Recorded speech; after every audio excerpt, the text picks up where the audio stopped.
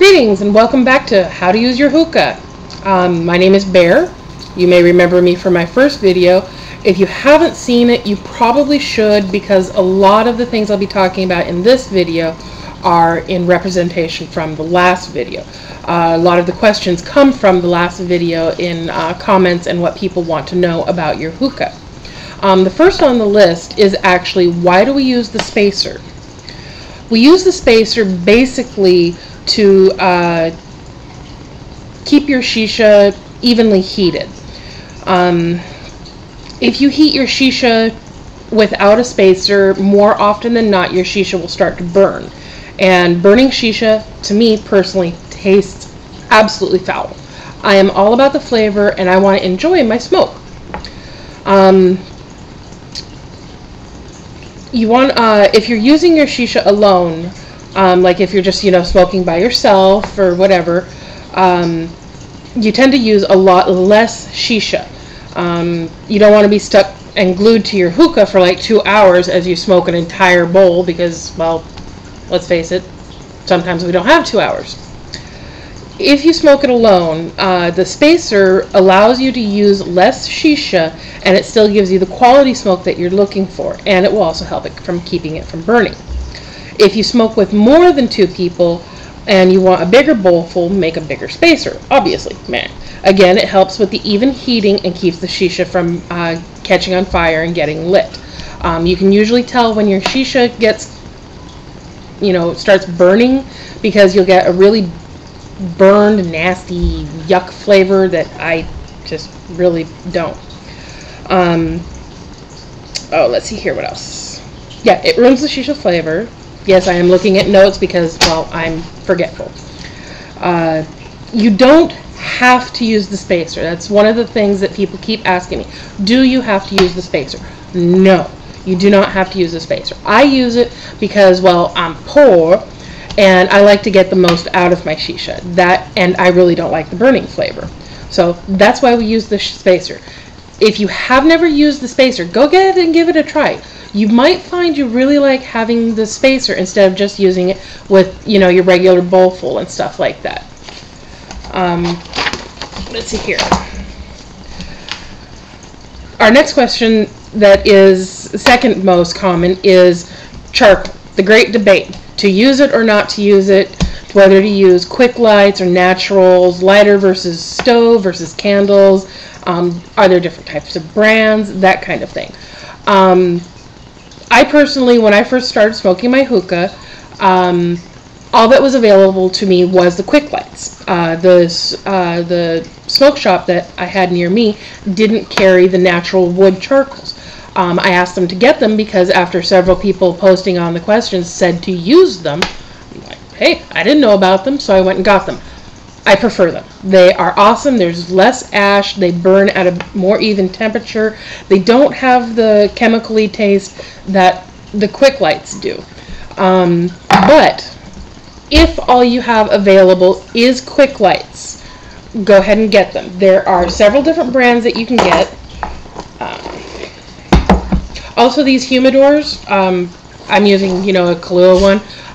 My local smoke shop sells them back to people for like $5. They're a great place to keep your shisha supplies because they're nice, neat, and tidy. But when it comes to charcoal, there are several different brands. Holland is a quick light charcoal specifically for hookahs. I don't like it too much because it burns really, really quick. And I don't like quick burning charcoals because I usually smoke with my friends. Another brand is the golden coals. Not that you can see this because I'm using a Microsoft LifeCam and it's only 3 pixels. But the golden brand coal, it's usually about $1.90. They're larger coals, they burn slower, but they do have a little more saltpeter in them. One of the suggestions that somebody left on the comments was if you do use the quick light coals, don't use the tea candles like I usually did in my first video.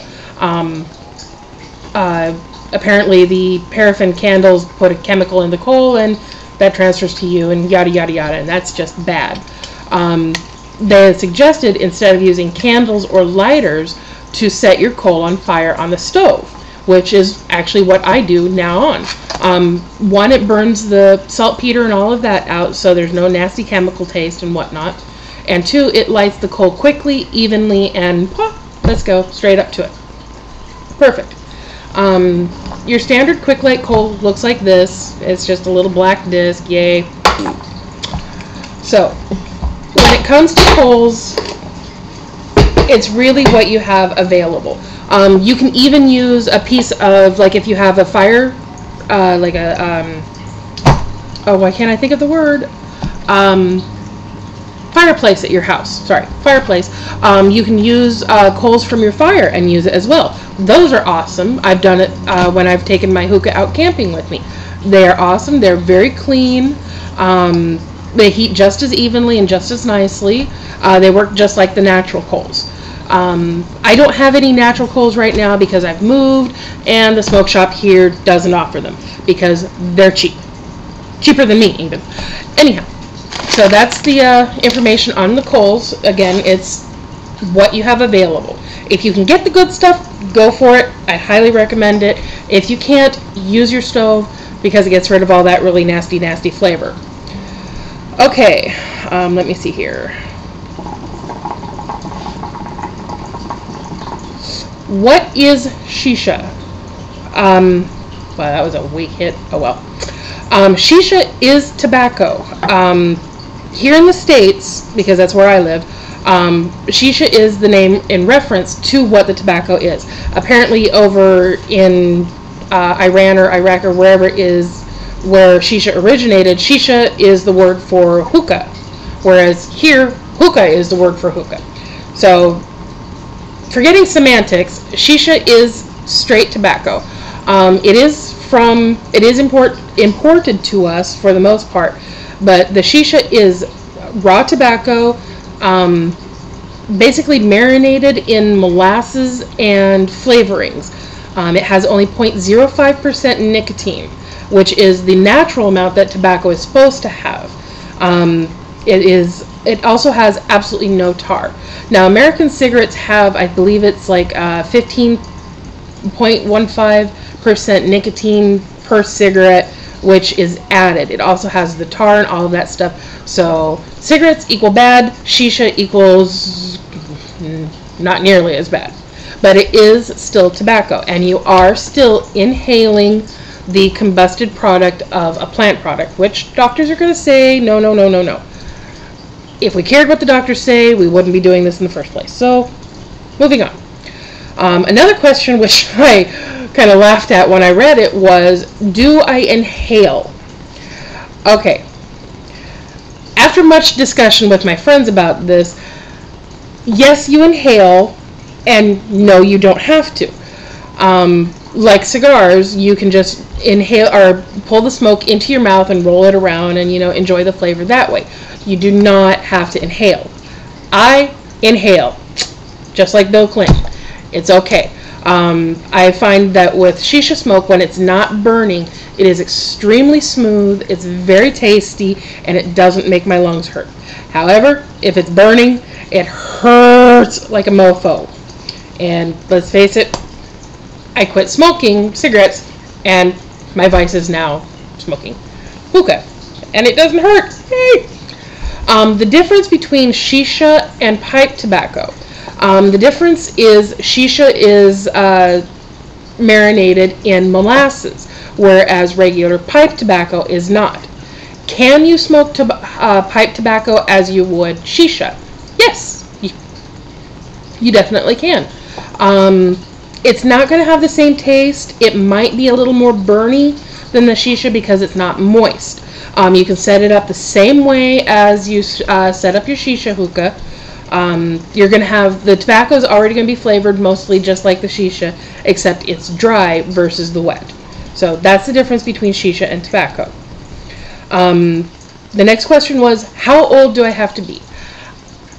Depending on what country you're in is depending on what your age is. Here in the States, and especially in Oregon, you have to be at least 18 to either be able to buy a lighter. Yeah, let's not get going on that one. Cigarettes, shisha, hookahs, tobaccos, tobacco pipes,